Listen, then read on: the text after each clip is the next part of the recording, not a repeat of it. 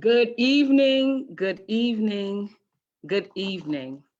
I am Reverend Nanette Banks, Vice President for Community Engagement and Alumni Relations. I, along with my colleagues, Reverend Dr. Anita Crittenden, Alumni Relations Coordinator, and Reverend Dr. Jina Kang, Assistant Professor of Hebrew Bible Old Testament. We are excited to welcome you into this space on this evening. This is the first in a mini series of conversations on integrating theological education, vocation, and community. These sessions highlight the work of students in conversation with the professors who taught the course, in which they developed these insights, projects, and hopes for the broader community.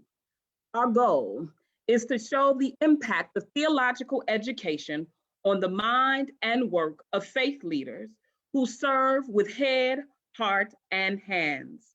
This collaboration also reminds us that classroom and community are not competitors, but collaborators for maximum social impact. Again, we welcome you to this evening, and I now turn it over to Dr. Jina Kang.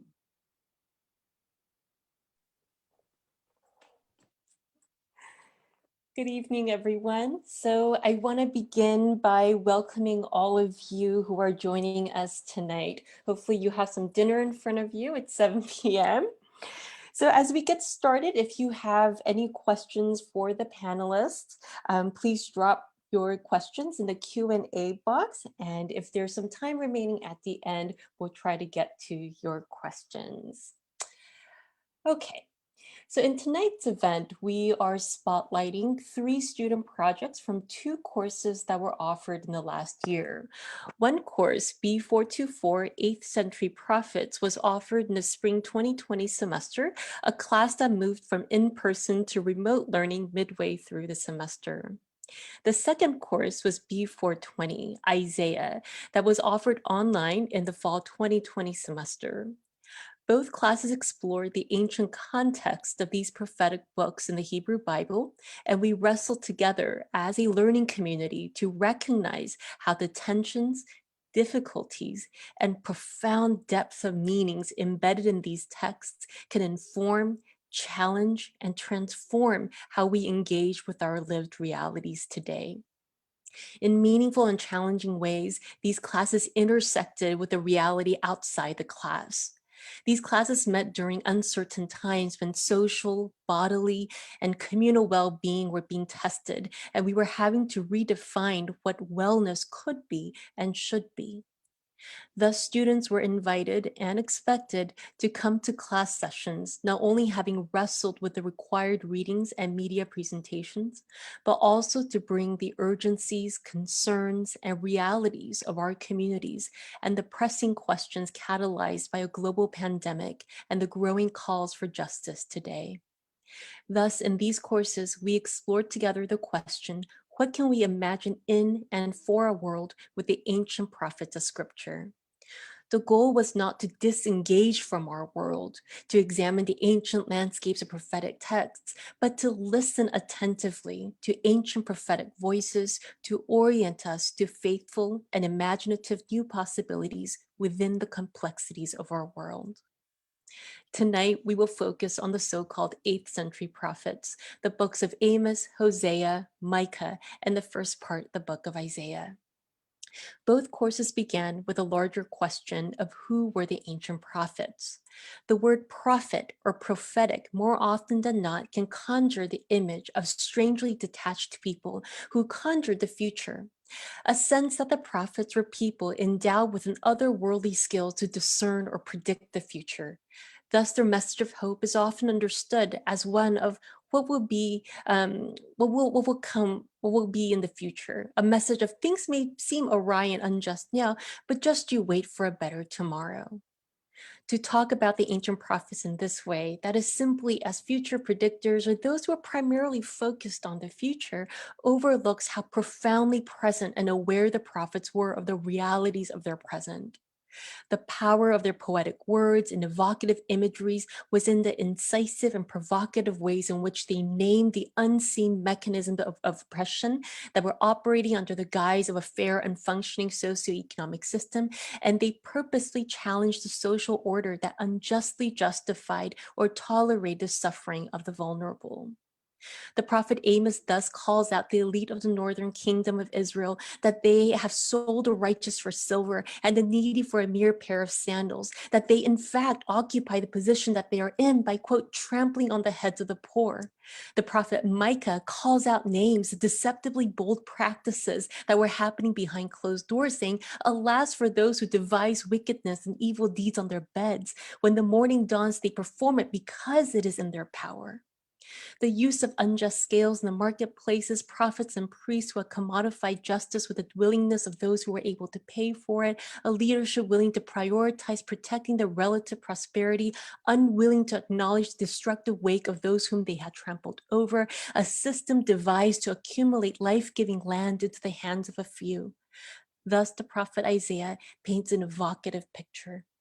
They join house to house, who add field to field until there is room for no one but you, and you are left to live alone in the midst of the land. The prophet paints a landscape of luxurious complexes, but hauntingly empty of neighbors and inhabitants pushed off the land. Perhaps such uncertain and dangerous times gave rise to the provocative and dangerous metaphors of the prophet Hosea, interweaving the devastation of the land and its people with the devastating imagery of God. The prophet Hosea declares, therefore, I will take back my grain in its time and my wine in its season, and I will take away my wool and my flax, which were to cover her nakedness. Now I will uncover her shame in the sight of her lovers, and no one shall rescue her out of my hand. And what of Gomer, the woman who was named a prostitute and whose body is meant to bear the shame, exposure, and waywardness of an entire nation? The famous words of the prophet Micah probe deep in this context. God has told you, O mortal, what is good. Thus, the prophets were certainly more than future predictors. They were disruptive. In the ancient setting of the 8th century, it was a time when a socioeconomic terrain intersected with geopolitics, especially under the threat of empire, to raise renewed questions about what indeed was good and just. It was a time of prosperity for some and a time of profound disorientation for many more. It was a time when clinging to the status quo meant continuing the illusion that things were as they should be. The prophets disrupted such illusions, transposing upon a familiar landscape and emblazing onto the public consciousness the suffering of the most vulnerable, of a system designed to justify gains no matter who had been trampled over, and that God was indeed present and a reorientation of reality was needed, if not long overdue. Thus, the prophets were disruptive. They were meant to wake up and provoke their hearers to reconfigure how they figured in the world. They challenged their audiences of ancient and modern times to reposition themselves, to reorient ourselves to a reality in which doing justice, loving kindness, and walking humbly with your God is not an abstracted ideal, but a reoriented possibility. New ways, forgotten ways of seeing the world, each other, and God. The ancient world of the prophets can seem so unfamiliar with tales of kings, prophets, and pastoral landscapes, but yet there's something about these texts that are hauntingly familiar. We see glimpses of our reality in the matrix of an ancient landscape, and with these ancient prophets, we are able to reorient ourselves to new possibilities in our world. Thus, tonight, with this panel of students, we will converse about how we can bring these ancient prophetic voices to today and read these texts with renewed meaning with our communities. This was the monumental task that the students in B424 and 420 were tasked with in their projects and essays, to create meaningful connections between ancient and sacred texts and our world. So tonight, our focus will not be to recount every detail of ancient landscapes or the rich poetics of these books, but rather with the time that we have, we will really delve into the process of making connections with these prophetic texts in meaningful, critical, and challenging ways. So please let me begin by briefly introducing our panel. Let me begin by introducing Adriana Rivera and Justin Hamler, who were part of both the 8th Century Prophets as well as the Isaiah course, and Mark Fraley, who was a part of the Isaiah course. All 3 students are candidates for graduation in the MDiv program at McCormick Theological Seminary this year. Yay! It is a profound honor and joy for me to be in conversation with them tonight. So I'd like to turn it to our panel now to briefly introduce themselves and to say hello to our viewing audience. Panel? Good evening, everyone. My name is Adriana Rivera. I also go by Dree, if that's easier for you. And like Dr. Kang said, I had the distinct privilege of being in both of these classes, which was really informative and transformative for my work in and out of the church. So I'm a 7th grade English teacher, have been for the past 5 years in East Chicago, Indiana. And I also serve in my local church in the Christian education departments, youth and children's ministry, and I've also been involved in different community organizing projects in East Chicago as well as Northwest Indiana as a whole. So glad to be with you all. Thanks, Dree. Good to see you. You too. Good afternoon or good evening, everyone. My name is Justin Hamler. I am originally from Philadelphia, but have been in the Chicagoland area for almost 10 years now. I am an MDiv student, looking forward to graduating in just a few weeks. I currently serve as an associate minister at the Fellowship Missionary Baptist Church here in the Fuller Park neighborhood of Chicago. And I also am currently doing my internship at the First Baptist Church of University Park. I'm excited about our discussion tonight and looking forward to diving into the conversation. Thank you. I'm Mark Fraley. I'm also ready for graduation. It's just a few days away. And I'm I would go to Wauwatosa Presbyterian up in Milwaukee.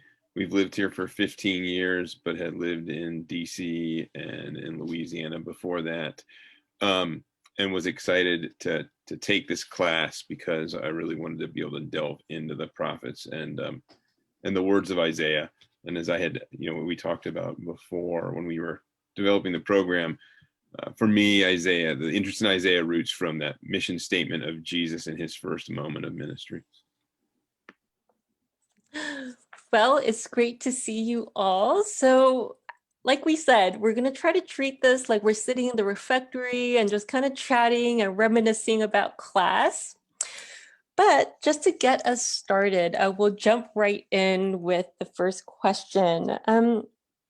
So I think one of the common experiences for most seminarians, if not all seminarians, studying the prophetic text or the biblical text more broadly in classes is that, wow, well, this is really interesting to learn about the ancient world and ancient literary genres and the ancient contexts, but how does this really matter to my context, to the reality that I live, my communities, to my ministry? So I want to start with this first question to just kind of start us off. And it's the question of, after taking these courses that you've taken, and as you're at this tail end of your seminary careers, what draws or connects you to the 8th century prophets? Yeah, there's so much there. But I know for me, I think it's the dynamic of all these different layers coming together, right? There's the socioeconomic piece, there's the geopolitics, there's also the community dynamics that are at play. And then something that I didn't really pay attention to until I was presented with these texts was these issues of land and displacement have been really informative for me in my context. Some of the community organizing work that I do is around lead poisoning and the displacement of a whole neighborhood of people. And I'm so glad that Reverend Dr. Marilyn Pagan Banks is here, because I was able to work through some of those things, taking her class in the same semester that I was taking the 8th century prophets. And so seeing those in conversation, the prophets were able to speak to that situation that I was also working on and organizing around. So all those different layers coming into play, and just really having the language and the tools to address injustice and to imagine a new way to do things. Yeah, I would definitely agree with what Adriana said. For me, what I enjoyed about the prophets was that no matter which prophet you look at, this prophet spoke truth to power.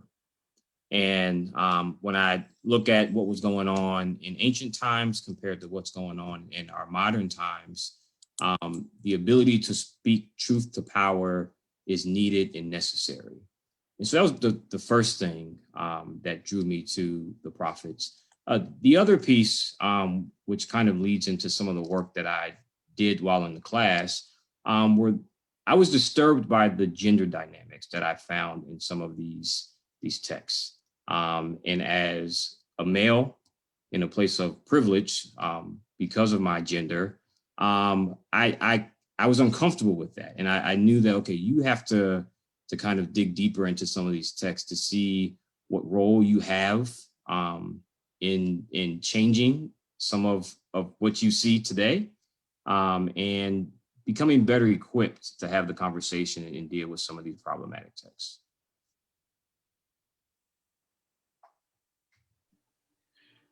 I will echo what everybody has said before, right? It's the resonance for what they said in this moment. And I was looking at Isaiah 5 again, and there's the line that says, "Who acquit the guilty for a bribe and deprive the innocent of their rights." And that is true now as much as it was then. And I find myself thinking about these things on a regular basis, and honestly, they're convicting, right? What is my call to hopefully be a pastor with a church, and to follow what the prophets are calling us to do. I think what I hear from all of you is there's something about the way that the prophets speak that is so evocative, in the sense that you're reading it, you're like, okay, this is a really foreign landscape and that it's an ancient world, but there's something very hauntingly echoes of our present. So Mark, you turned us to Isaiah 5. So maybe we'll turn to the text for a moment, and just so that we can refresh our memories a little bit, what is an imagery or a verse even from the text that we worked with in the previous semesters that really stays with you or echoes with you or even haunts you? At Isaiah 5, sorry, I got to play with my glasses because that's where I am in my life now. Isaiah 5:8, which says, "Ah, you who join house to house and who add field to field, there is room for no one but you, and you are left to live alone in the midst of the land." And that made me think of two things, right? One is the economy we're in, where we are watching, Amazon, crush and destroy lots of companies. But also it made me think about a trip that the church I was interning with last year. We went to El Salvador. In our time in El Salvador, one of the biggest issues folks are organizing around is the privatization of water, to the point where folks have to buy their water instead of having free access to it, and that major companies are allowed to pollute. It's the same things we have experienced, but it's even worse in this moment and more acute. And again, so that language, thousands of years ago, but now. Yeah, I was actually drawn to the same verse, kind of with my personal context. I think about this neighborhood that was basically torn down, and that joining of house to house or field to field, and the displacement of 1,200 residents. So there's no one left to live in the land. And it's interesting that Mark brought up Amazon, because now the issue in the area is, are they going to redevelop the land for the residents to be able to come back and have their homes again, or are they going to bring in a major distribution center? And so the warning is there in the text, and so it's the prophetic hope or the prophetic imagination that that land would once again be used in a domestic way, right? So if you go a little bit farther down, in verse 17, it says, then the lambs shall graze as in their pasture, fatlings and kids shall feed among the ruins. And so this imagery of the grazing space as a place of ruin, right, of evidence of injustice, but also possibility, right? We talked about in class, and it really stayed with me, that the fact that the text names these domesticated animals is that there's hope that people will live there again.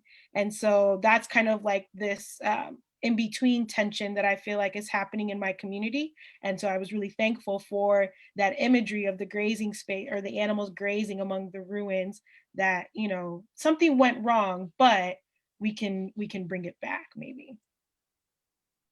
Yeah, I think that's interesting because when we think about this imagery, right? We talk about Amazon. We talk about, you know, I think you're in East Chicago, Adriana. You know, on a large scale, right? But we look at communities all throughout. You know, you start with Chicago, and how communities that were once thriving communities are now desolate places as these outsiders, in a sense, come in to whether put, you know, Amazon or build new condos that are super expensive that the people in the community can't afford.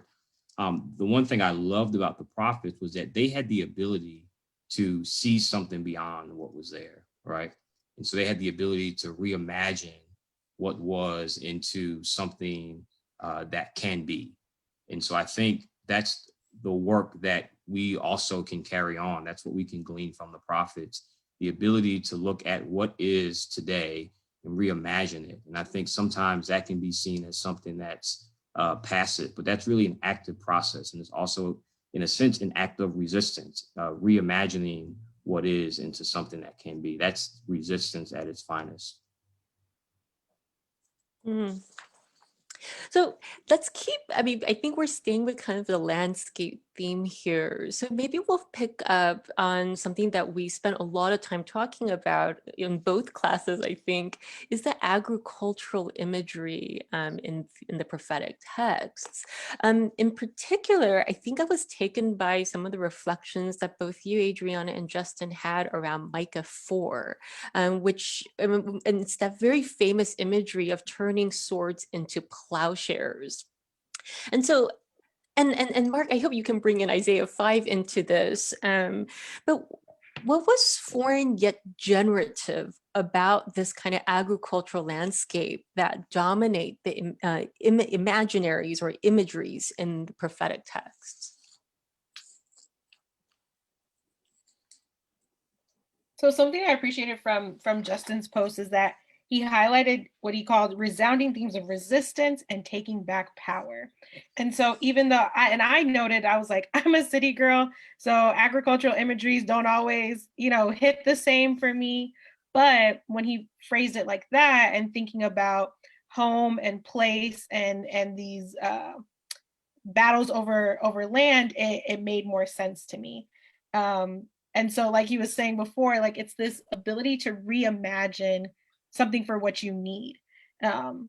So even though there's like you said, it's a little bit foreign, but it's still generative because it's a symbol of resistance. It's a symbol of home and community, that I think that language is helpful, and it helps us resist. I'm sorry, Justin, I keep taking your words, but they were so good. So feel free Something there, right? Yeah. Yeah, to add on to these, but resistance of the imposed realities of poverty, violence, and sadness, right? So something that is done to the land, right, done to the community, but then how do we bring life out of that, I think is really, really important. Yeah, because I think when we look at Micah 4, right, this idea of turning swords into plowshares, right, there's something that happens there, right? There's an active piece there, right? This intentionality of changing really what was used to kill the people, take their land, turning that into something else, right? So as we think about our own communities, I remember that post, Adriana, you talked about East Chicago and kind of where you are, and that kind of caused me to reflect on where I serve in Fuller Park. And as I look around Fuller Park and kind of do my research, Fuller Park used to be a thriving community in Chicago. When you look at Fuller Park now, dilapidated homes, memorials to young people who have been killed. You see, just sadness all around you. And so what would it look like in a community like Fuller Park to turn swords into plowshares? What would it look like to turn those memorials into gardens? What would it look like to turn the sadness into joy? When at the time I wrote that post, I was, of course, still serving at fellowship. In my internship site, I'm based in University Park. If you look at what's going on in University Park, Illinois right now, they are literally without clean water, and they've been out without clean water for a couple of years now. And so what would it look like to turn those bad lit pipes into something that really provides the community with a basic need, whether that's water, whether that's other resources. And so that's, it's a form of resistance, right? But it's also a way of reimagining and bringing the ancient texts to a modern day context. Adriana, I want to pick up on something that you wrote in the chat box, because I think it warrants a further comment. As you wrote, peacemaking is not passive. Could you say a little more about that? Yeah, and Dr. Pagan Banks kind of said something similar, right? Disruption and reclaiming. And again, this is kind of based off of a conversation I was having with Justin before, of being active, right? Of not kind of just letting these things happen to us, and we have to be involved in the process. And it would benefit, right, dominant or hegemonic systems for those that are in the faith community, those who engage in prophetic ministry, to be passive, right? But when we start to use our voices, another thing that's really important to me, right, is storytelling. When we start to tell our stories and kind of challenge, right, the dominant imaginaries we talked about in the Isaiah class, and kind of say, no, I think it should actually be this way. It's involved in being a little bit more active, which it's interesting because that verse of turning, the swords into plowshares, it sounds like it's a call for peace, right? No more fighting. Let's all hold hands, right? But that process is not passive, right? Turning the swords into plowshares, that is an intentional overhaul of the way things had been done before. And it points to, like I was kind of saying earlier, like systemic issues and multiple layers, right? That was a comment not directly to the people. And I appreciate Justin too bringing up the violence that you've seen in your community that I've also seen in my community. And when we see these, if we see them as isolated incidents, right, we want to say, put the guns down. Like, it doesn't have to be that way. But then the prophetic text kind of allows us to take a step back and say, how did this happen in the first place? What are the systems at play that is making this a reality? Because they're not just isolated incidents. So I think that active participation versus kind of like passivity would make a difference in creating a new reality. Mark, can I invite you into this? Yeah. I've been really kind of pondering what everybody was saying, and I was thinking about look, peacemaking is not passive. Then makes me think about look, the role of the prophet is to make us uncomfortable, is to make us really, there's a quote I had shared in one of the papers from Heschel, which is, the words of the prophet aren't supposed to shine, they're supposed to burn. And when I think about that, burning is a transformation, right? Shining makes you see something differently, but burning is actually a transformation. And to go back to what Justin was saying about seeing things in a different way, I mean, that's what that in my mind, that's what the prophets are calling us to do. And I think that means that our call is uncomfortable. Well, I think this is a great place for us to transition to your projects. So just to kind of orient our audience to what happened in these courses, in the 8th Century Prophets course, the culminating assignment for this class was to select one text that we had examined during the semester and to design a 2-session-long teaching teaching series that guides a community toward an informative and transformative encounter with the prophetic text. The goal of this project required compassionate attentiveness to the concerns and realities of a community and translating, in some ways, the course material in meaningful ways so that this community can engage with the biblical text. And in the Isaiah course, we engage with the concept of social suffering hermeneutic, that is an attentiveness to how suffering is depicted and upheld by an interlocking system of socioeconomic systems, geopolitics, and even theology to guide our reading of Isaiah chapter 5. So I think this is a good place for us to pivot, really. Mark, is it okay if you started us off with your paper on Isaiah 5? Yeah, so I was thinking about discomfort. I'm sorry to make you uncomfortable by calling on you. Yeah, so for me, the paper around Isaiah 5 was really rooted in that passage I talked about house to house and field to field. And then what Adri had pointed out about the fact that his folks are literally doing this hoarding, right? It's so rooted in greed. And then getting us to think about what does it mean to be in the midst of that and to see possibly a new future. And in my paper, what I did is I took a look at that and then thought about what's happening with voter suppression. And we're seeing those bills all around the country.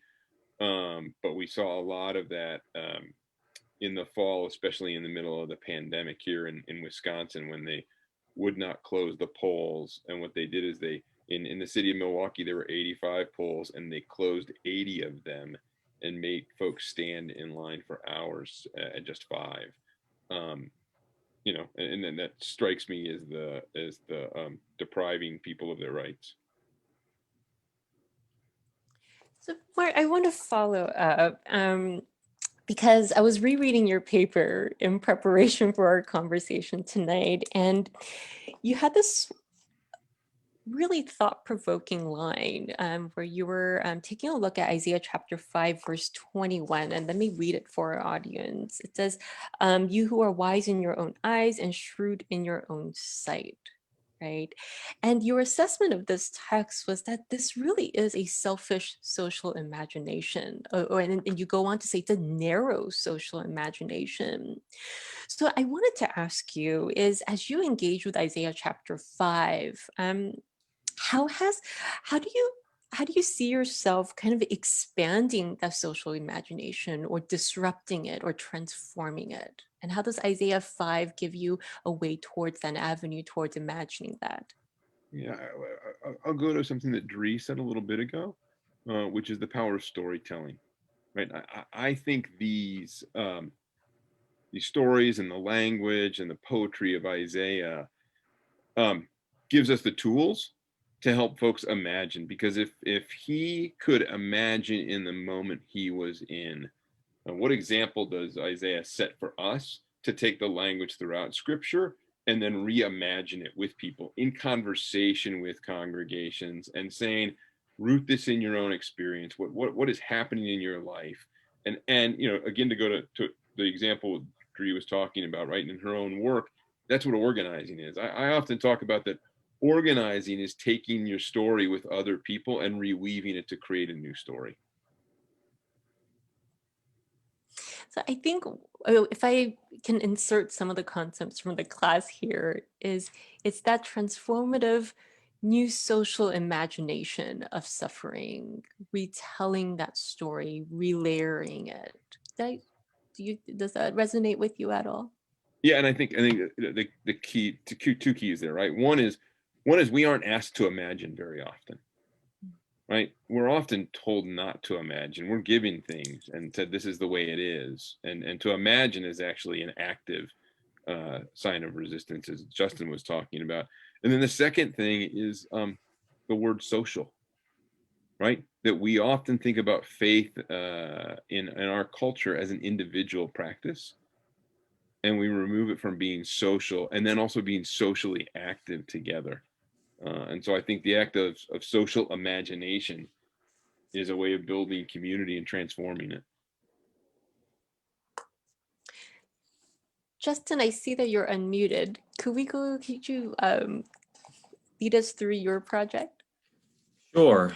So this project for me started, we were reading the book of Hosea, which is a tough book to read.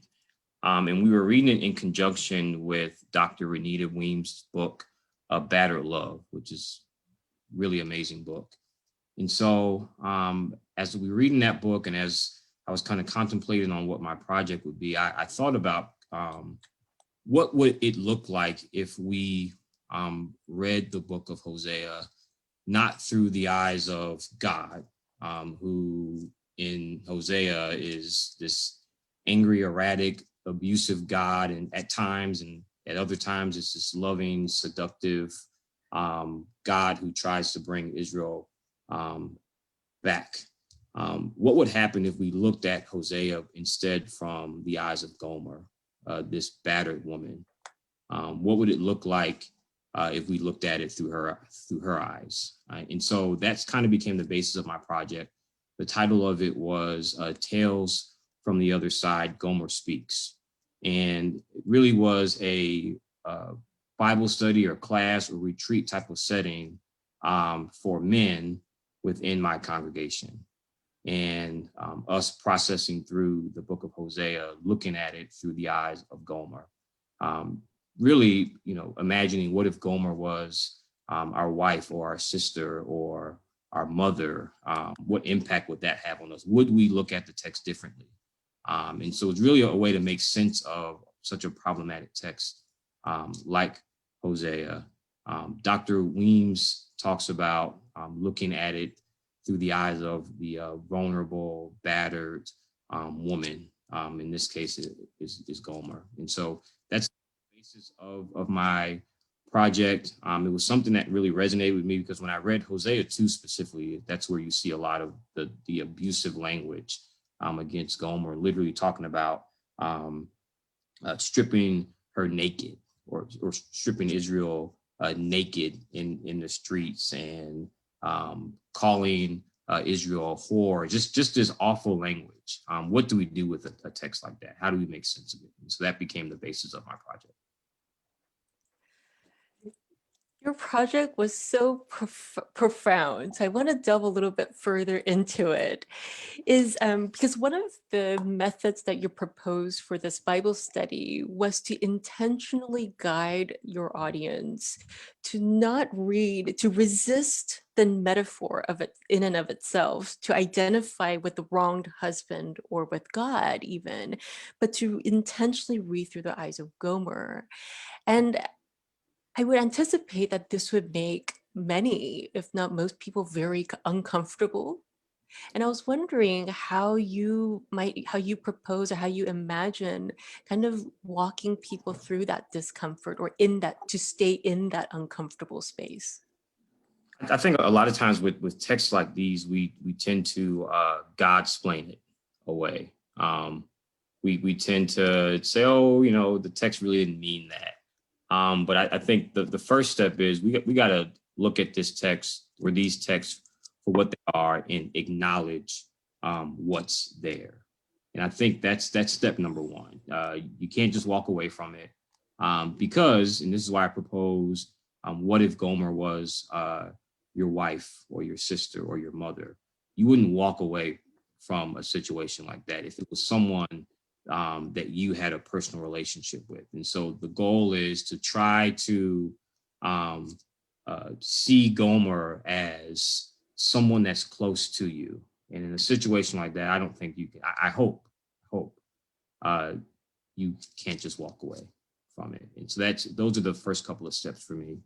You have to face the text, look at it, and not walk away from it. Any questions for Justin from Mark, Adriana?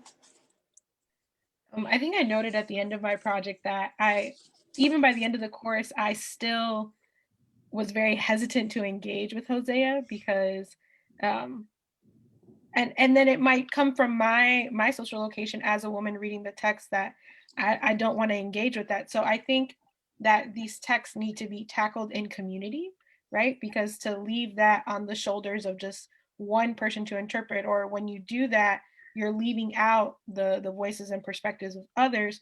So I appreciate having colleagues in the faith like Justin and Mark and like Dr. King to be able to approach these texts that I would run away from. I'm still trying to be convinced of how can I use Hosea to be life-giving for me and my communities. So I look forward to seeing more work on that, because that it's tough for me. Yeah, it's definitely still a text that I struggle with. When I posed this, I was like, is this a good idea? Which is why I chose the audience to be men, because I do think I don't know if I will, because I understand that this text can be so problematic, particularly for women.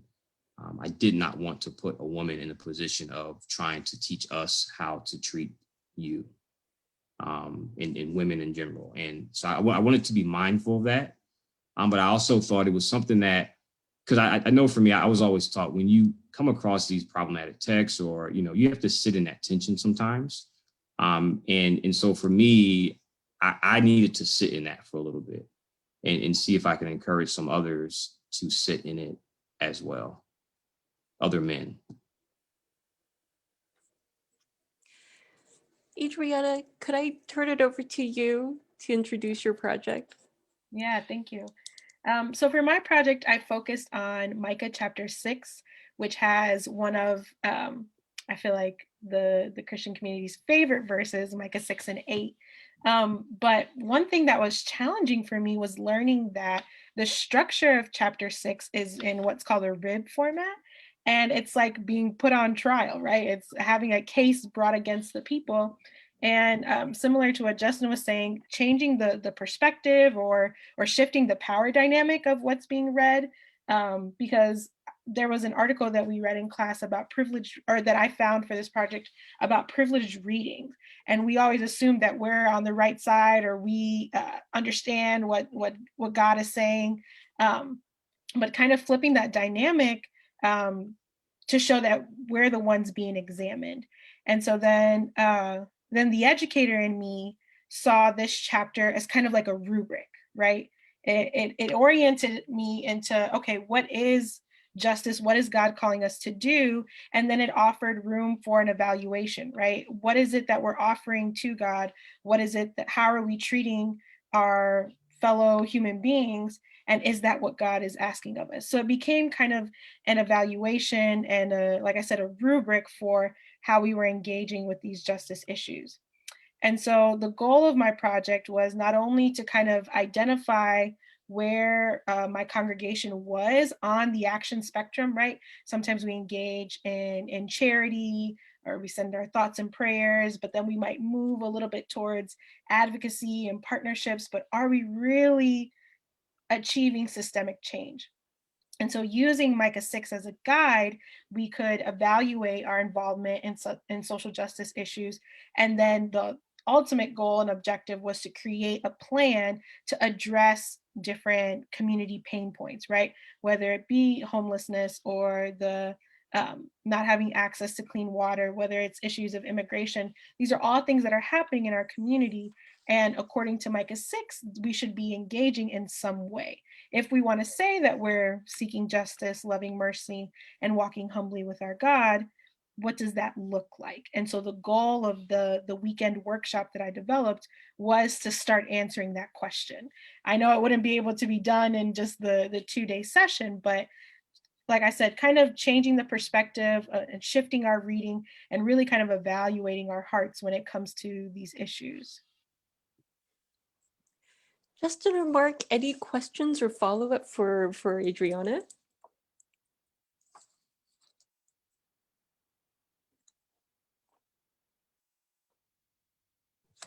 Sorry, I was having an issue with the mute. I just have a comment, right? I think what you named was this ability to,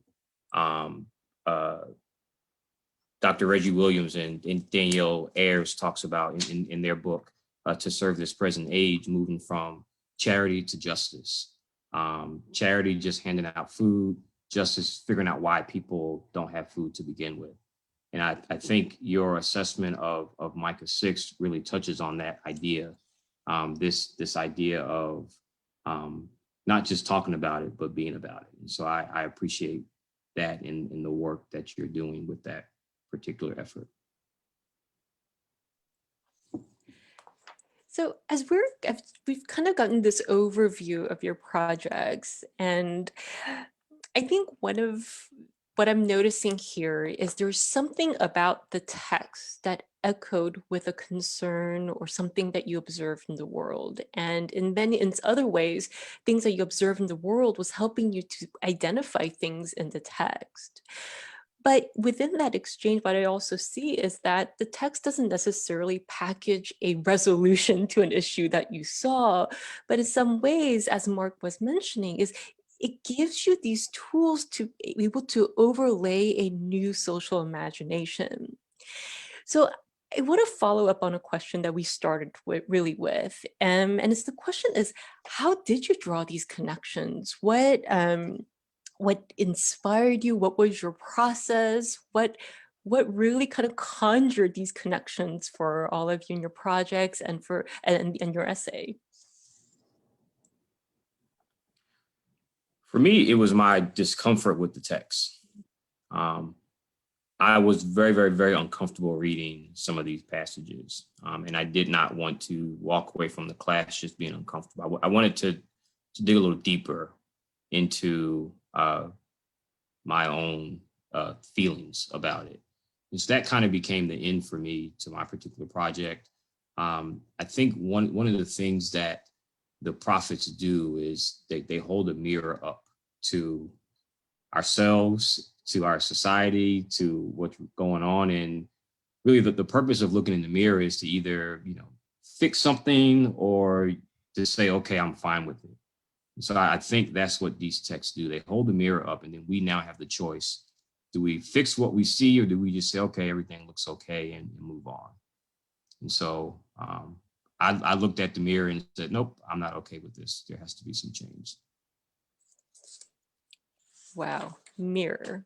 I like that. Mark, Adriana, your process. Yeah, I think it was also really digging into the text. I think it's poetry, and I'm better with prose. So it was like, all right, how do I wrestle with this? How do I play with it? And the lines, you who call evil good and good evil, put darkness for light and light for darkness, and who put bitter for sweet and sweet for bitter. Resonated for two reasons, right? One is to go to Justin's example of the mirror, right? That's one of the hard places, is to say, how much am I actually shifting this to make my life easier, right? To kind of ignore and to say, this isn't bitter, this is sweet. And then the second is when we look at the world at large, we see this constantly. We see folks trying to, with the language, right? Dr. King, I'm going blank on the term we used, but the Pineda Madrid used to really make poignant phrases with the young women who are being killed in Feminicide? Yeah, but she had a term for feminicide of I don't know what it was. Sorry, now I'm going blank. But me too. but the idea of calling things with such precision so that other folks can't redefine it for us. And that was, I think, this example of this phrase is that Isaiah is calling that out again and again and saying, look, don't be fooled, and don't fool yourself, because this call is too serious. And in the other part of it, which Adriana and Justin had called out before, is you don't call things out if you don't have hope. Because if you don't have hope, you just let it go. So it looks like one of our students from the Isaiah course, Catherine's reminding us interlocking interests. Is that what you're referring to, Mark? No, but I can't remember. I'll look it up at some point. Praxeology? That's okay. We'll figure it out. Thanks, Mark. Adriana? Yeah, so my process is really situated in context, right? I bring my stories, the stories of my people, and that's how I kind of read the text. And then I engage in that praxis cycle, right? Identifying the current praxis. What are we doing? Why are we doing this? Where did it come from? And then kind of analyzing it through the biblical text, through the traditions, through the culture, and then kind of imagining what could be a different way. And I love that both of my colleagues brought up this idea of a mirror, right?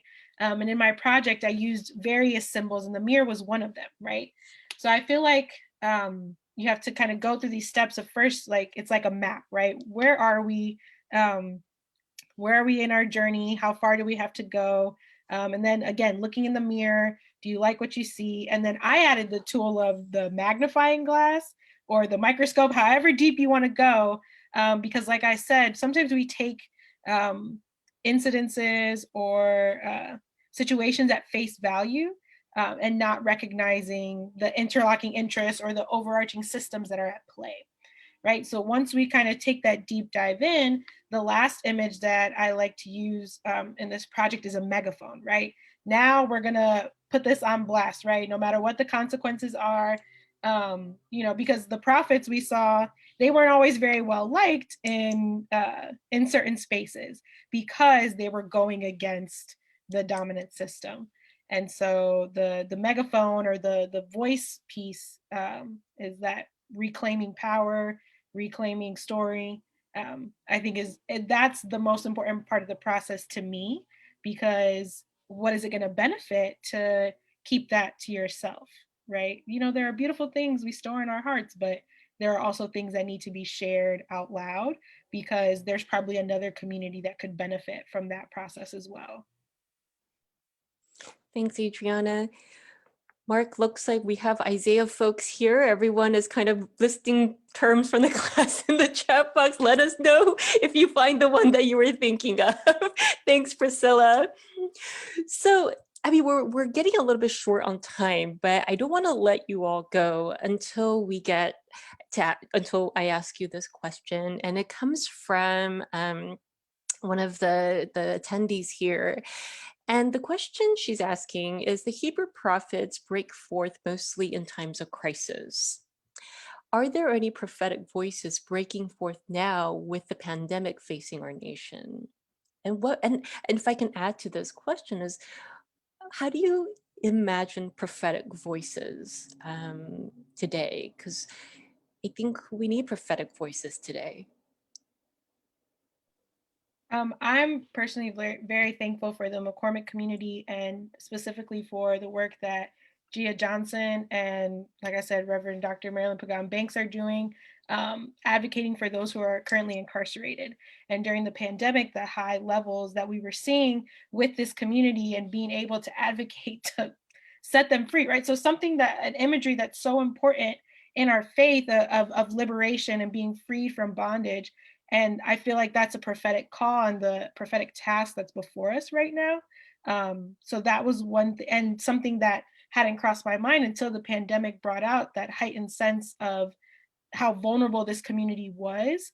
And so I feel like that was a catalyst to, again, initiate some more prophetic action right here and right now.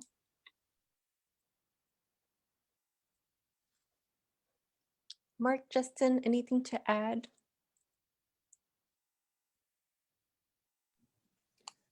Yeah, I would agree. McCormick is definitely a prophetic voice, and not just to plug McCormick, but it just is. And I think also, I mean, you know, there were voices even before the pandemic. There have been voices all throughout history that have been speaking truth to power, holding up the mirror, using the megaphone, using Dre's language, that have been, you know, really calling stuff out. You know, I think I had the opportunity to attend the Samuel DeWitt Proctor conference just a couple of months ago and talk about prophetic voices everywhere, talking about various subjects and what needs to be done, calling systems out. And so there are definitely voices out there. I think we just need to be willing to listen for those voices, because they're there speaking truth to power. Yeah, I want to echo on McCormick. I'll also say I've an agitational point for me is that I live in a town in Wisconsin where we found out as the pandemic was kicking off that 3 men of color had all been killed by the same officer over a 5-year period in this town, and they had kept it covered. One, it's that number is appalling and disgusting, but two, they had kept it covered up that same cop had done that. And as a result, there were protests, and I live 3 doors down from the mayor and 4 doors down from the chair of the Fire and Police Commission. And so all summer long, about 5 nights a week, there were young people on our block protesting every single night. And I'm thankful for them. I am thankful that they felt that call and that, you know, willingness to be uncomfortable. And it was disturbing, because I ended up in a conversation with a police officer, because I was trying to watch to make sure the police didn't do something. And one of the police officers said that, you know, he actually said this is not nonviolent. And I said, what do you mean it's not nonviolent? He said, well, the people on your block are uncomfortable. And that said everything to me, right? Is that noise and folks on the block who are protesting was not acceptable. And the reality is they were doing exactly what they were supposed to do, because what has happened in that time period is the police chief has now resigned, who said he was never going to resign.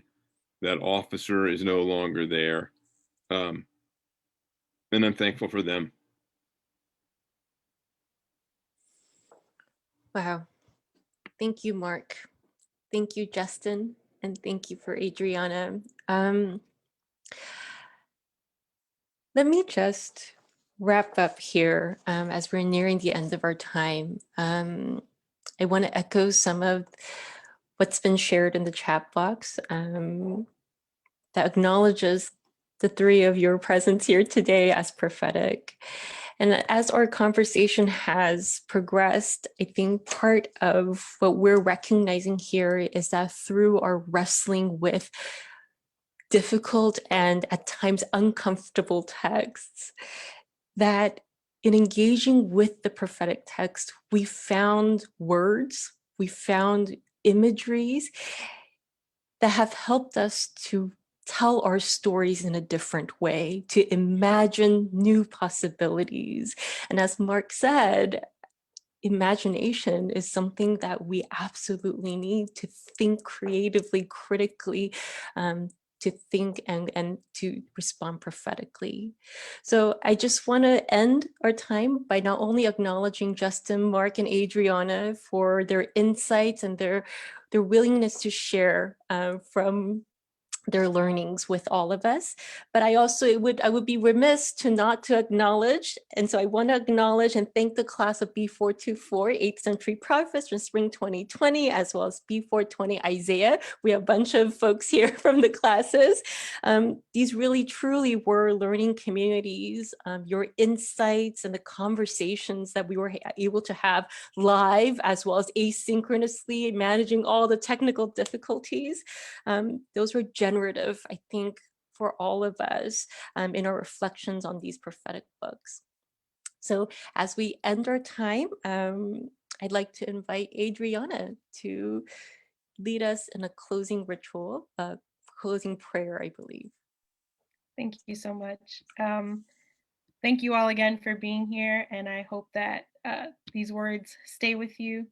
Like someone mentioned in the chat, the work is far from over. Follow along with me as we read this prayer. It's a prayer from Micah 6. God of the hills and valleys, be our map. Guide us on the path of life to seek justice for all. God, in whose image we have been wonderfully created, be our mirror. Show us your ways and the errors of our own. God, who searches our innermost self, be our magnifying glass. Forgive us for forsaking your people, our people. God, who gifts us with the spirit of prophetic imagination, be our megaphone. Move us to raise our voices and tell our stories. God of reliable solidarity and kindness, teach us to walk humbly with you and others. In your name we pray. Amen. Thank you.